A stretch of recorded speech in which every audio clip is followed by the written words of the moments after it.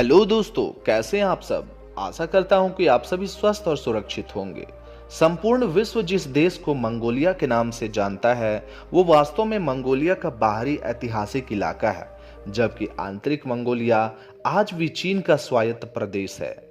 Mongolia दोस्तों, Mongolia क्षेत्रफल के हिसाब से दुनिया का 18वां सबसे बड़ा देश है। 15,64,116 वर्ग किलोमीटर के क्षेत्रफल वाले देश में लगभग 32 लाख लोग रहते हैं, जो इसे दुनिया का सबसे कम घनी आबादी वाला देश बनाता है। मंगोलिया नाम का अर्थ है मंगोलों की भूमि। मंगोलिया में इंसानों के मुकाबले 13 गुना ज्यादा घोड़े की संख्या है, जबकि भेड़ों की संख्या 35 गुना है।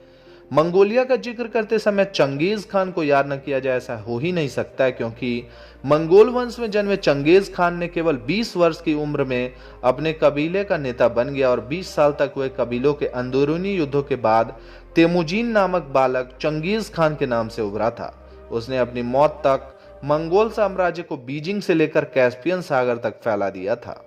दोस्तों, मंगोलिया उत्तर में रूस और दक्षिण में चीन के बीच घिरा हुआ है। मंगोलिया की करेंसी का नाम मंगोलियन तुगरिक है। फिलहाल एक मंगोलियन तुगरिक की वैल्यू 0.0233 भारतीय रुपए के बराबर है।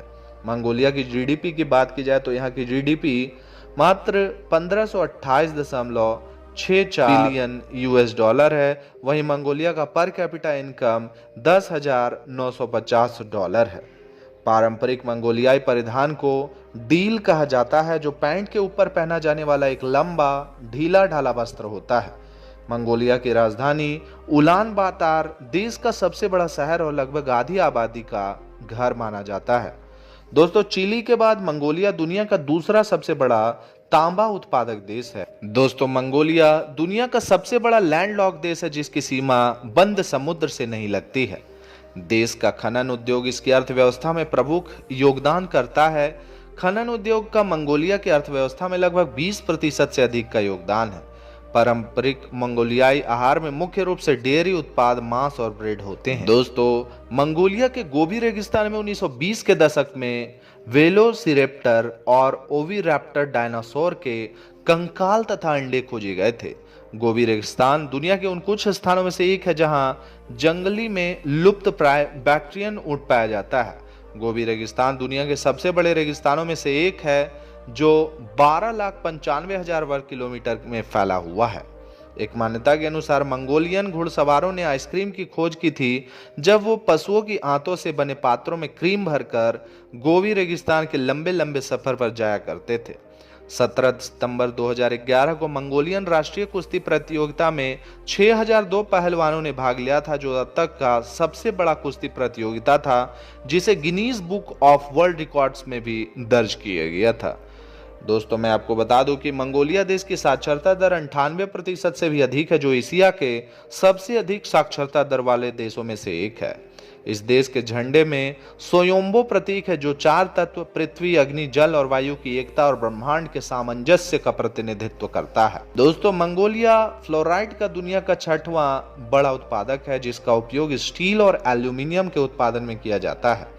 पश्चिमी मंगोलिया में एल्टाई पर्वत यूनेस्को की विश्व धरोहर स्थल है और कई लुप्त प्राय प्रजातियों का घर भी है।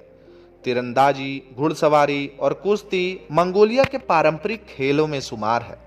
मंगोलियाई चंद्र कैलेंडर अभी भी पारंपरिक घटनाओं और त्योहारों के लिए उपयोग किया जाता है।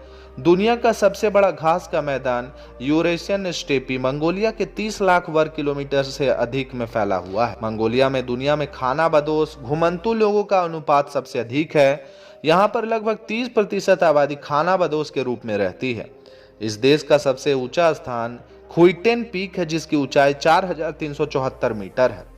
मंगोलियाई सरकार वर्तमान में जीवाश्म ईंधन पर देश की निर्भरता को कम करने के लिए पवन और सौर ऊर्जा जैसे नवीकरणीय ऊर्जा स्रोतों के उपयोग को बढ़ावा दे रही है।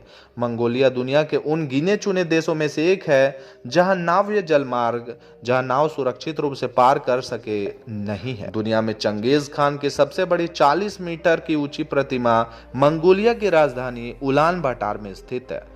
मंगोलिया में पहला बौद्ध मंदिर 1586 में बनाया गया था। मंगोलियाई पारंपरिक लिपि को एक बार सोवियत संघ ने 1940 और 1950 के दशक में प्रतिबंधित कर दिया था।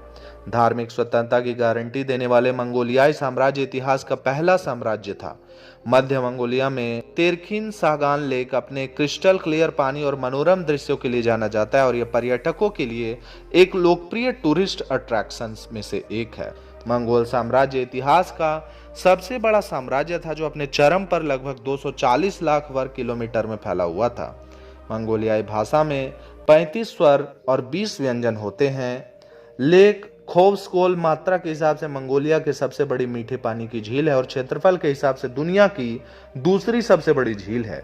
ये बैकाल झील के दक्षिणी छोर से लगभग 200 किलोमीटर पश्चिम में मंगोलिया की उत्तरी सीमा के पास अवस्थित। दोस्तों, मंगोलियाई राष्ट्रीय व्यंजन को बुज्ज कहा जाता है, जो मांस और सब्जियों से भरे हुए उबले हुए पकौड़े होते हैं। दोस्तों, मंगोलिया में एक कठोर और चरम जलवायु है, जहां तापमान सर्दियों में -40 डिग्री सेल्सियस और गर्मियों में 35 डिग्री सेल्सियस तक रहता है।